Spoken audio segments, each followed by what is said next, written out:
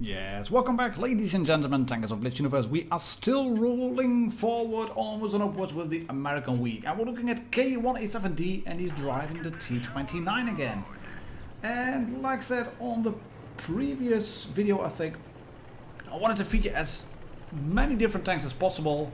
But when you get sent two brilliant T29 replays, one was the other day where he picked up a Raseiniai on Himmelsdorf.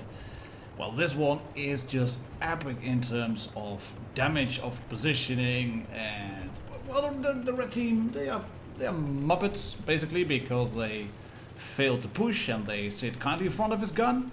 But all in all, well played and a pleasure to show this game over here. You can see that K is taking the steps on Lost Temple, which is what you want to do.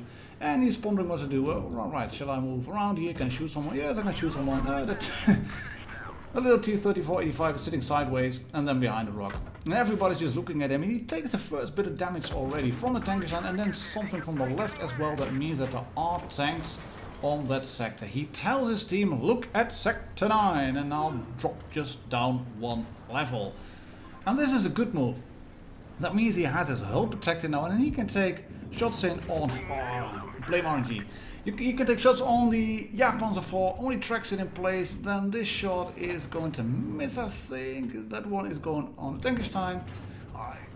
Bumps right into the posts of the buildings at Temple. And you can see he has to hold the line over here. The KV-1S is calling for help. He's going to bounce a shot for 400 already from the Tankerstein. He can take a few shots in on the red T29. And the Jagdpanzer is not available, so let's just shoot the red T29.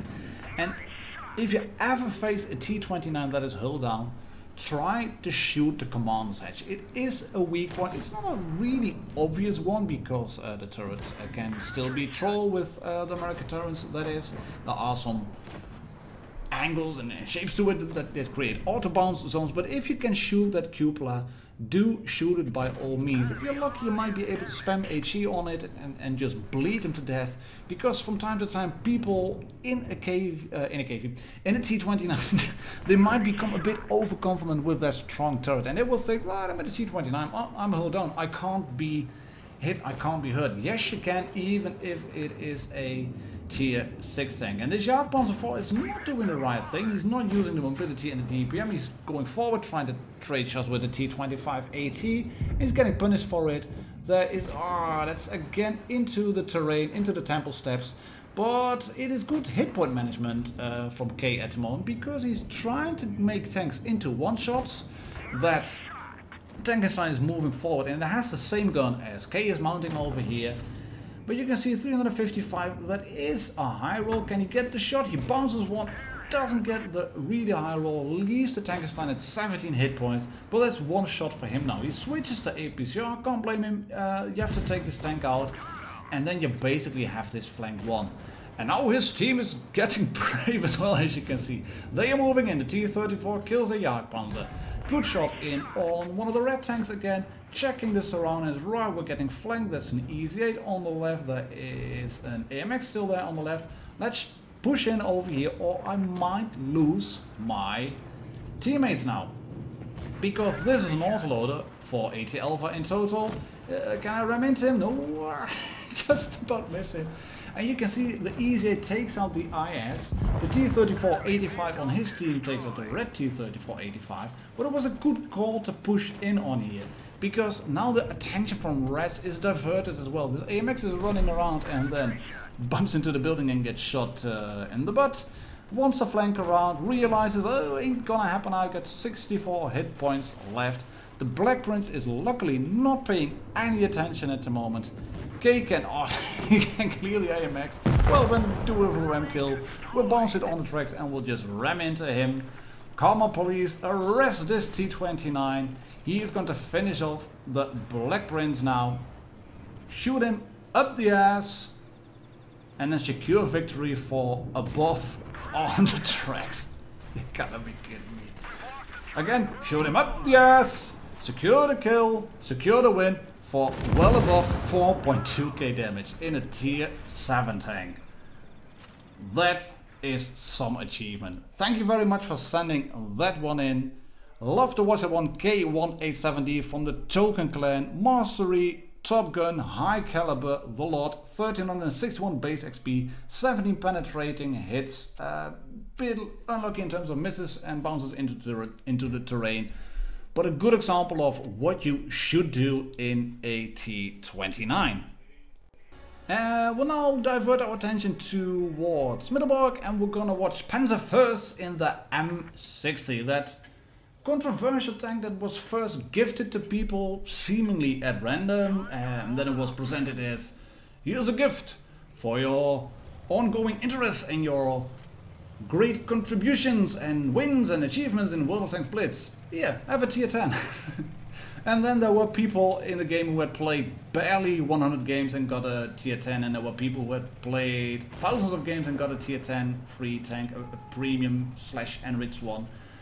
And then there were people who had spent loads of money on premium tanks and premium accounts and didn't get the tank, and others got it. But yeah, it was now available like this one, like the T22 in the current New Year's event. Great bounce over there, 290. I think that was actually a heat shot then. Was a T22 shooting actually? I think it's APCR and heat. But the 263, the red 263, takes out the AMX50B, and then you have to do things like this in the M60. You can see he's rolling up the hills as well. There's probably a PC replay, because I'm quite sure that you wouldn't be able to do this comfortably if you're driving on touch. It is possible, but getting shots off like this, nah, that has to be PC. But still, it is great to use a tank like that. You're shielding your hull behind the little hill, you're using the gun depression, you can shoot a T62, get shot up the arse, get shot in return. Can we? No, just doesn't clear him. But the T22 is going down. And yeah, this is just a matter of TPM now. Let's run into him. Auto aim locked on. There we go. HE shell finishes off. You have to repair over here, I think, because you have your trucks, you have your fuel tank damage, you have your engine damage, and you need to have an engine. And then the M103 takes out the Oblicon 40, gets a good shot in on the VK7201K. But the Reds are holding it down. They're putting up a good defense over there. But you can also see that an M103, while it can sidestep, the armor is not brilliant. The cheeks on the turret are pannable with APCR from tier 10 medium tanks. You can shoot it if you shoot just above the tracks, there it is. Then you can shoot him even if he's side scraping, because you're facing upwards, you're shooting through the fenders, just through the tracks, straight into the hull, and it may look like a good move by that M103. And I mean, all in all, it was a good move, because if he had been side on, it would have been an even easier pan. And oh, lovely bounce. Bit lucky, but lovely bounce. But like I said, that M103, if he hadn't been side scraping, there's people who are stating from time to time, this tank, it has crappy armor anyway, so what's the use of side scraping? Well, you've seen it on an earlier game, the T29. That gun versus an AMX 12T, shots would go through 9 out of 10 times.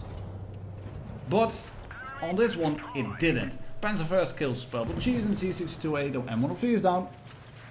But like I said, that shot from the T29, it didn't go through on that 12T. Because the 12T was wiggling around, it was moving around, and it managed to catch a shot on the tracks.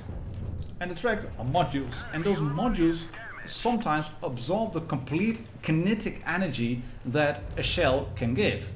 And if you get stuff like that, if you can completely absorb the energy from a shot, then yes, then you will bounce it. You're not really bouncing it, but you're making the shot get into your tracks, and it doesn't penetrate your hull.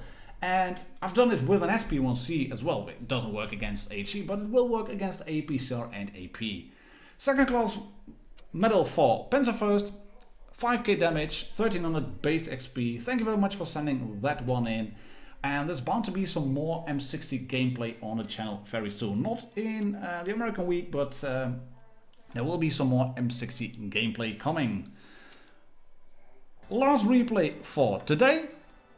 And we're gonna take a look at the one-shot killer who's driving the M4 at Copperfield. Does seem to be that there's quite a few low-tier replay sent in where tanks are driving on Copperfield, because as far as I know, that this map has been relegated now to only the lower tiers, and well, I think it's a pretty meh and crappy and way too small map itself.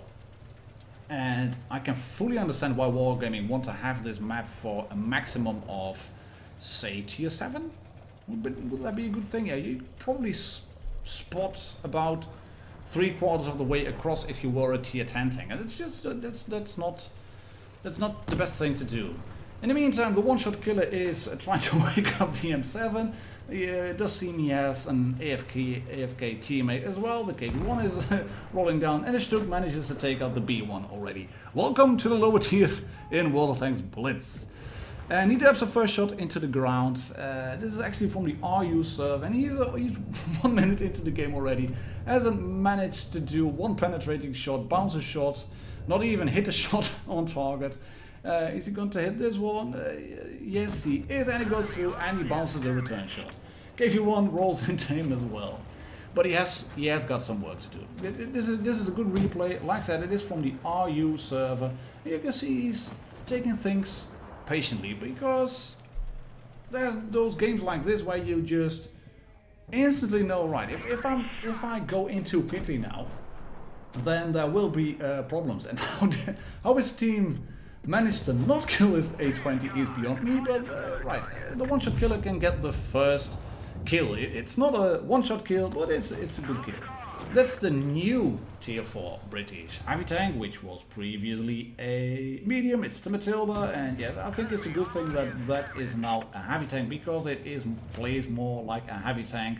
But yeah, it's not a guarantee that you can just go forward then and kill a red. It does seem quite quick, actually, moving past. I haven't played the Matilda in ages. Maybe I should leave a thought in the comment below if you think I should play the Matilda just to see what it's like now in the lower tiers. He gets the engine fire. He torched him, but he doesn't get the kill. He's gonna get it on the next shot. Yes, he is. Kills player underscore something in the Matilda. And he's killed 3 so far. It's not. It's by no means a one-shot killer. It's not 3 shots and 3 kills.